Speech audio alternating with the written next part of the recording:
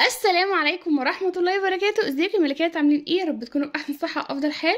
اللهم صل وسلم وبارك على سيدنا محمد وعلى آله وصحبه وسلم تسليما كثيرا. مليون مرحب بكل جميلة دخلت عندي، نورتيني وشرفتيني وكترتيني. ولو اول مره تشوفيني يلا بستأذنك بقى خدي لفه في القناه، انا واثقه ان شاء الله هتعجبك جدا وهتحفزك وتاخدي منها باور عالي جدا وكمان هتتنشطي. وكمان ما تنسيش اللايك القمر بتاعك عشان ده اللي بيحفزني ان انا اقدم لكم كل ما هو جديد. وكمان ما تنسيش الاشتراك وتفعلي علامه الجرس عشان يوصلك كل جديد انا بقدمه. اهلا بيكم في يوم جديد ومش روتين جديد بقى. النهارده احنا كده خلاص بنفنش الايام بتاعتنا. انا كده خلاص المفروض ان انا رايحه اولد، كنت لسه عند الدكتور ولسه جايه من عنده. المفروض ان انا كان هيحدد لي الولاده يا الاثنين يا التلات، قال لي يا الاثنين يا التلات. فالمهم ان انا قلت له دكتور حضرتك اللي حضرتك شايفه تمام. فقال لي بصي هو البيبي صغير شويه فممكن كمان نستنى يومين كمان. فقال لي تجيلي الزياره الجايه ان شاء الله يوم التلات. يعني انا كنت المفروض ان انا هولد الاثنين بس غير النهارده، بس خلاص بقى قدر الله ما شاء فعل. قال لي تجيلي ان شاء الله على يوم التلات يوم 26. تمام. فانا المهم ايه قلت بقى يلا اما اشارك معاكم. انا كنت قلت مش هلحق انزل لكم الفيديو ده بس خلاص هنزله لكم ان شاء الله. فدلوقتي قلت بقى اشارك معاكم المشتريات بتاعتي انا والبيبي، وكمان هعرفكم حاجات البيبي اللي انا جبتها. وان شاء الله في فيديو جاي بقى هوريكم شنطنا احنا والبيبي لما نروح المستشفى هناخد ايه معانا لكل البنوتات اللي مقدمين على الموضوع ده، على البيبي الاول مره. يعني بيبقوا مش عارفين في حاجات كتير بتبقى تايهه عنهم. انا هفيدكم ان شاء الله ونذكر بعد كده. المهم ان انا يلا بينا بقى كده اوريكم الحاجه اللي احنا جبناها، الحاجه اللي انا هاخدها معايا. انا هقول لكم دلوقتي الفيديو ده هخليه اسعار، تمام، هخليه مشتريات بالاسعار. وفي فيديو بقى مش عارفه اللي جاي او اللي بعده هوريكم الحاجه بتاعت البيبي اللي هناخدها المستشفى انا والبيبي. تمام. فيلا بينا. اول حاجه نبتدي بيها ايه؟ نبتدي باللبس. بصوا دي حاجات انا كنت جايباها كلها، مش كلها في يوم واحد. تمام. يعني الجواكت دي انا كنت جايباها للولاد، وطبعا لما الدنيا سقعت قوي بقيت البس. سفيان لبسته الجاكيت ده وريان لبسته الجاكيت ده.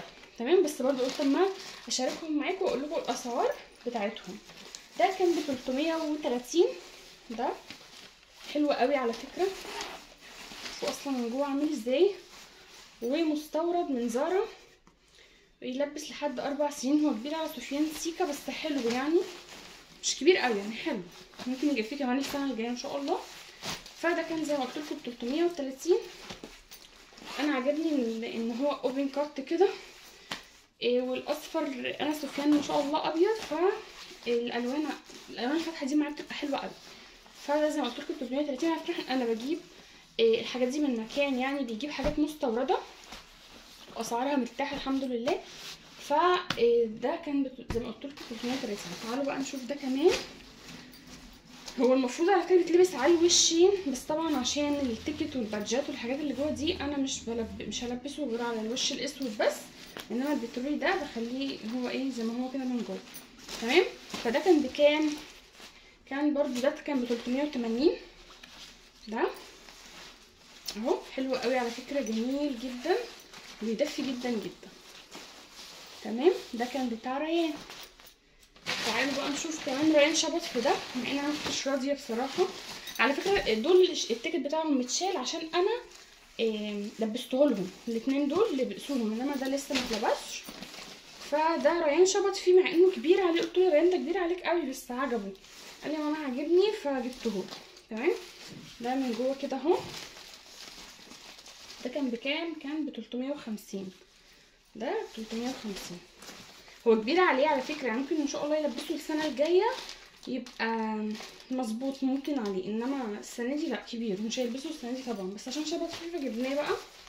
زي ما قلت لكم هو كان ب 350 اهو. حلو قوي وحلو قوي على فكره وبيدفي جدا، بس زي ما قلت لكم هو كبير عليه شويه فهيتعاني ان شاء الله للسنه الجايه باذن الله. تمام. ده قلنا بكام؟ 350. تمام. ايه تاني جبنا كمان؟ انا بس بوريكم اول حاجه سفيان وريان الاول. جبنا الجاكيت ده برضو لسفيان، هو ده مكان مقاسه بس ده لسه ما لبسهوش. انا لبسته بس الاصفر وريان الاسود، انما دول كانوا لسه متعاملين. ده كان عامل كام؟ 335. تمام اهو، حلو جدا. شفتوا عامل ازاي؟ ده قلنا سفيان. بصوا من جوه اصلا بامب كده بيدفي جدا، حلو قوي.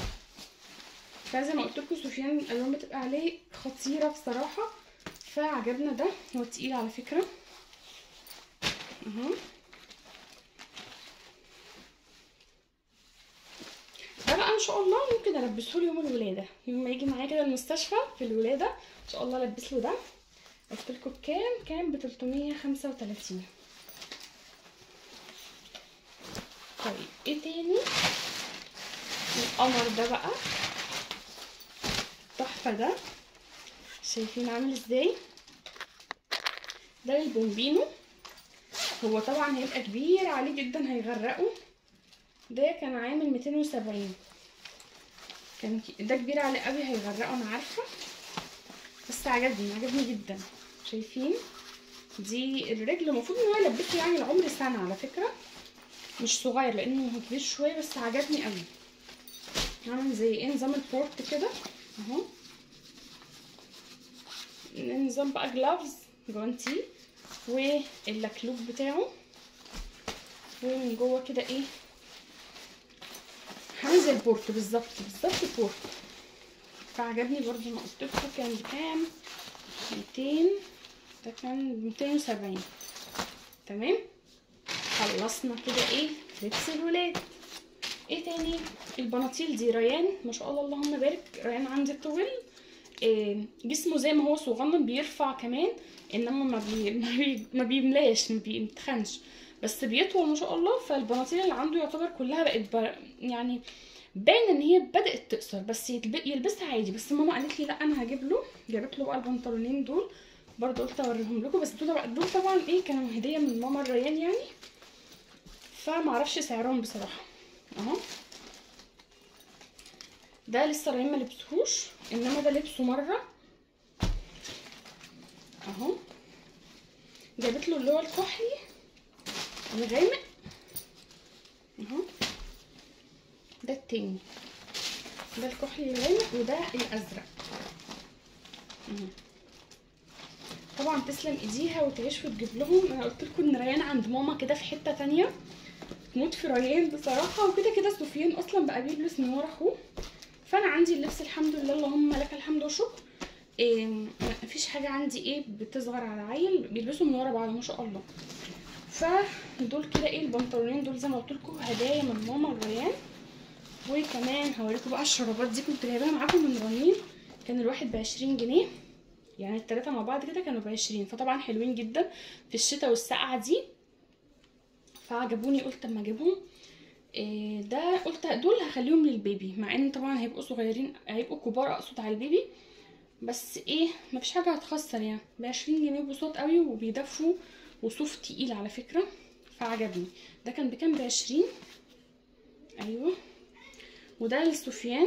انا لما باجي اجيب لعيل مع انهم عندهم، انا لسه جايبه لهم قريب على فكره، بس بصراحه بجيب لهم كلهم بقول عشان محدش يبص لحد من الولاد يعني، ويفرحوا. الحاجات دي بتفرحهم مع انها بسيطه جدا، بس بتفرحهم جدا. وده الريان بقى، مع ان برضو ريان عنده لسه جايبه لهم، بس دول عجبوني خامتهم حلوه قوي اهي، تقيله وفي نفس الوقت سعرها بسيط جدا فجبتهم. دول كانوا بكام؟ ب20. التلاته مع بعض ب20. ايه تاني؟ هوريكم بقى ايه لبس البومبينو. تمام. ولا ايه، ولا اوريكم لبس؟ خلينا في الاطفال الاول. لبس البيبي بقى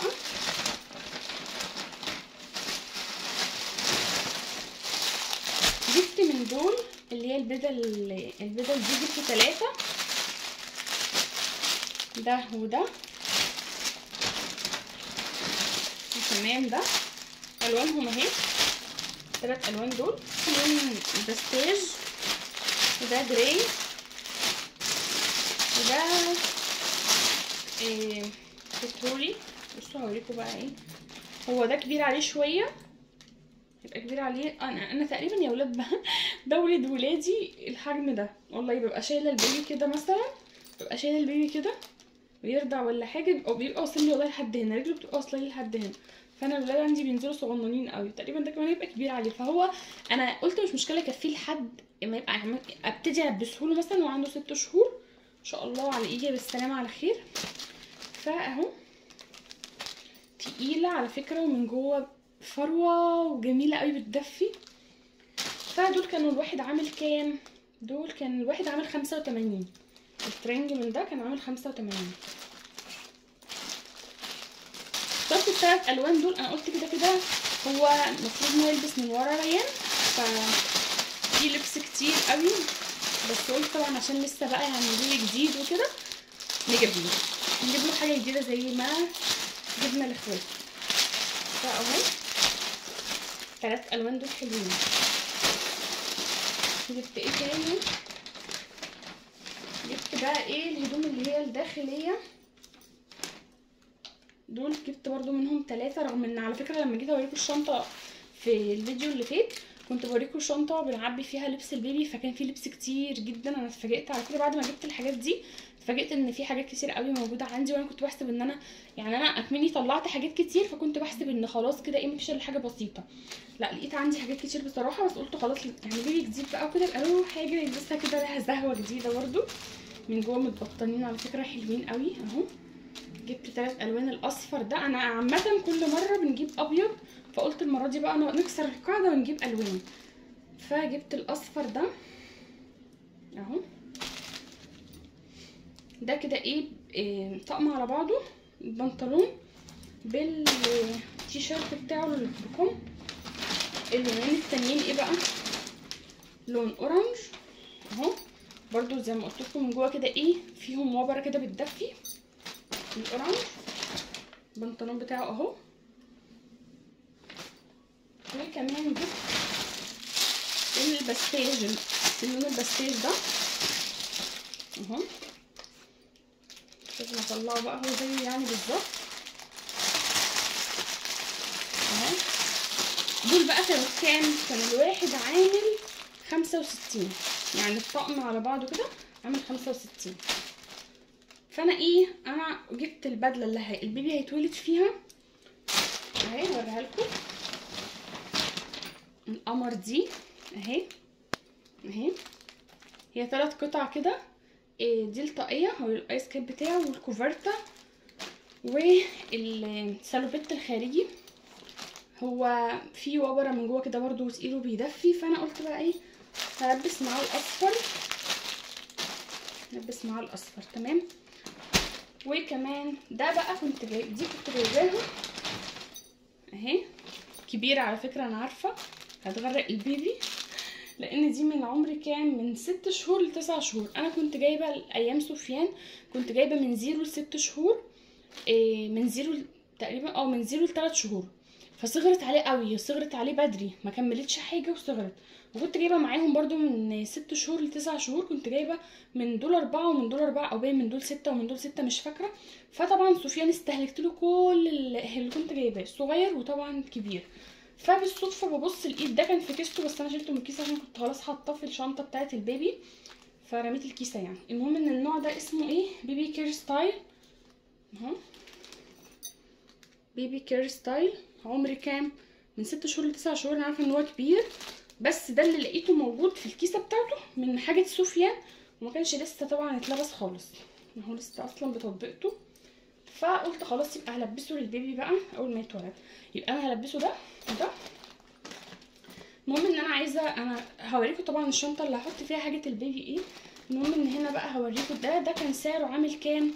كان عامل 280 ده، وزي ما قلت لكم ده كان ب65 وده 280 اهو. السالوبيت ده اللي هيتولد فيه ان شاء الله، نجيب السلامه يا رب. طيب ايه تاني كده؟ اوريكم حاجه البيبي. تعالوا بقى اوريكم حاجتي انا. جبت بقى للولاده، هدخل اقول فيها ان شاء الله العبايه دي اهي، شكلها كده شايفينها اهي. وطبعا جبتها لنا بينك، كان في كحلي بس انا قلت لا مش عايزه كحلي، فجبتها لون بينك ده هي فيها تطريزه كده، التطريز بتاعها يدوي باللون الابيض، هي لونها بينك كده والتطريزه باللون الابيض اهي. ده الصدر بتاعها.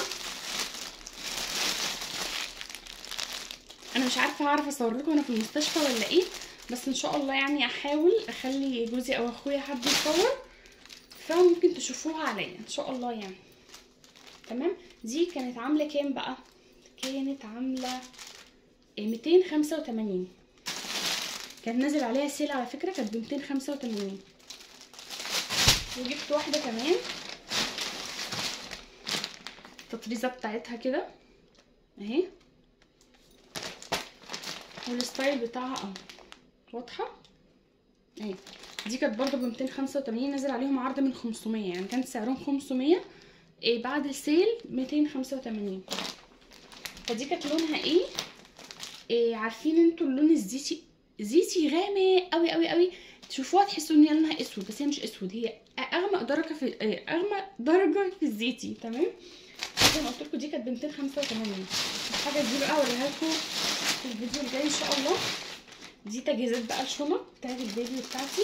خلصنا بقى ايه الحاجه اللبس. تعالوا بقى نخش على الحاجه بتاعت المستشفى بتاعت البيبي بتاعتي بقى. نخش على الحاجه بتاعتي الاول. ده الحزام اللي هو بعد الولاده، الحزام اللي احنا بنلبسه بعد الولاده اهو. هو انا المفروض ان انا عشان بولد طبعا قيصري، فالموضوع بيبقى صعب شويه ان انا البسه. مثلا انا المفروض يتلبس من تالت يوم على طول، بس انا باخر شويه على حسب ما بقدر. فالمهم ان ماما بتصر ان هي تلبسوني، احيانا كتير برضه البسه، احيانا ببقى مش مستحمله ان انا البسه.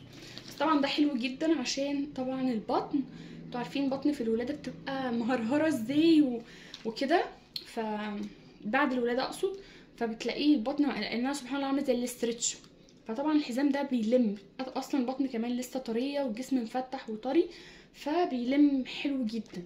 فانا جبت بقى الحزام ده، انا كنت جايبه ايام ريان واحد كده لونه اسود في احمر، بس كان بيعرقني وكده فما حبيتوش، فجبنا بقى ده لسه جديد. ده كان بكام؟ هوريهولكم شوفوا بقى من جوه عامل ازاي. وطبعا مقفول اهو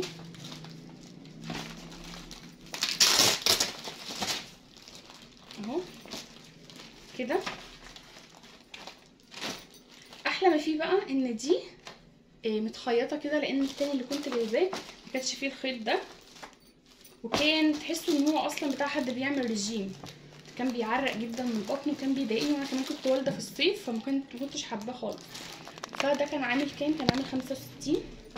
انا كمان جايباه من محل جمله، انت لو هتروحي تجيبيه من الصيدليه هيبقى اغلى كتير من ده، بس احنا بنتعامل مع حد معين يعني